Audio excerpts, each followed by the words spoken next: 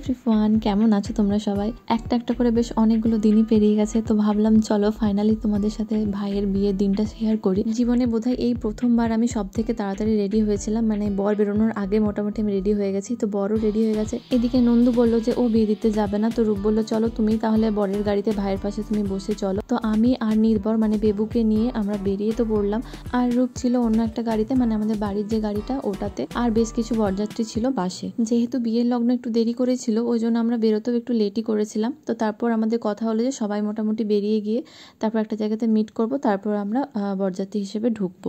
But গাড়িতে বসে হঠাৎ জানি না আমার কেন মনে হলো, আমি ভাইকে জিজ্ঞাসা করলাম যে ভাই তোমার হাতে যে জাঁতিটা দিয়েছিলাম, অ্যাকচুয়ালি এটা আমাদের বেঙ্গলি ওয়েডিংয়ের রিচুয়াল যে কনের হাতে থাকে একটা কাজল লতা আর ছেলেদের হাতে থাকে একটা জাঁতি।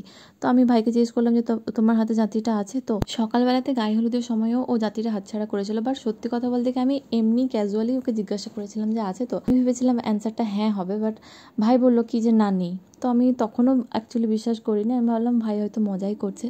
তারপরও যখন বলে যে না সত্যিই আমার হাতে জাতিটা নেই, ব্যাস এবার আমি তো প্যানিক করা স্টার্ট করেছি। আর তখন আমার সাথে ফোনের কলে ছিল রূপ। তো ওখানে ওই গাড়িটা তো ওরা সবাই প্যানিক করা স্টার্ট করেছে, বলছে কী হয়েছে, নিশ্চয়ই কিছু একটা বিপদ হয়েছে।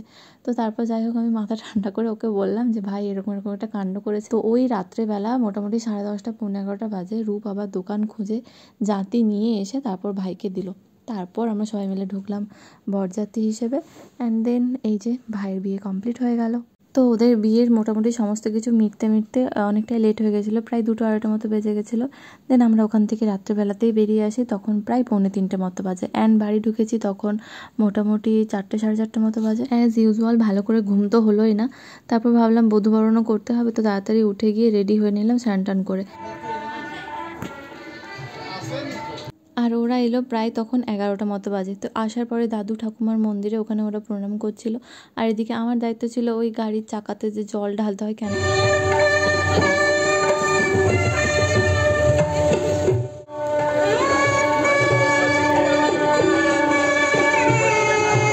এদিকে আমরা সবাই নতুন বৌমাকে ওয়েলকাম করার জন্য ব্যস্ত, আর ওদিকে বেবু যে কি করছিল আমি জানি না। সত্যি কথা বলতে কি আমার মা যদি না থাকতো না, এই কদিন যে আমার বেবুকে কে দেখতো আমি সত্যিই জানি না। বাট যাই হোক মোটামুটি ওই খাওয়ানোর সময়টুকু ছাড়া বাকি সব সময়টা মা আর বোন ওকে সামলে রেখেছিল। এই যে এখন আমাদের নতুন বউ মানে আমাদের পায়েলকে আমরা এখন ওয়েলকাম করছি, এরপর ওকে ভেতরে নিয়ে যাব। তারপর তুলসী মন্দিরের ওখানে প্রণাম টনাম করার পর মা এদের বরণ করবে। আর যে সমস্ত আশীর্বাদের জিনিস টিনিস রয়েছে আর কি, যেগুলো কেনা হয়েছে ওর জন্য, তো সেগুলো সমস্ত কিছু ওকে দেওয়া হবে। বাদ বাকি বাড়ির বড়রাও সবাই ওদেরকে আশীর্বাদ করবে। অ্যাকচুয়ালি আমিও তো বড়, তো ওই জন্য আমিও ওদেরকে আশীর্বাদ করেছি। আর আমি এইবারে ওদের কাছ থেকে প্রণামও নিয়েছি। আর নন্দুও এবার ওদেরকে আশীর্বাদ করেছে। আর এই সমস্ত ভিডিওগুলো বানিয়ে দিয়েছে আমারই এক ননদ, মানে আমার মামাতো এক ননদ।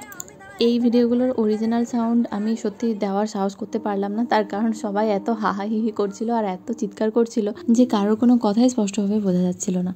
যদিও সমস্ত রিচুয়ালগুলো আমি তোমাদের সাথে শেয়ার করতে পারলাম না, তার কারণ সত্যি বলতে কি প্রপারলি ভিডিও করতে আমি পারিনি। তো যতটা সম্ভব হয়েছে আমি ততটাই তোমাদের সাথে শেয়ার করেছি। তো তোমরা জানিও যে এই ব্লগটা তোমাদের কেমন লাগলো।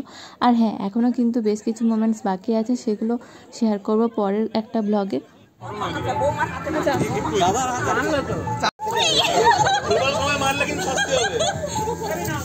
তো চলো আজকের মতো টাটা, দেখা হচ্ছে পরের একটা ব্লগে।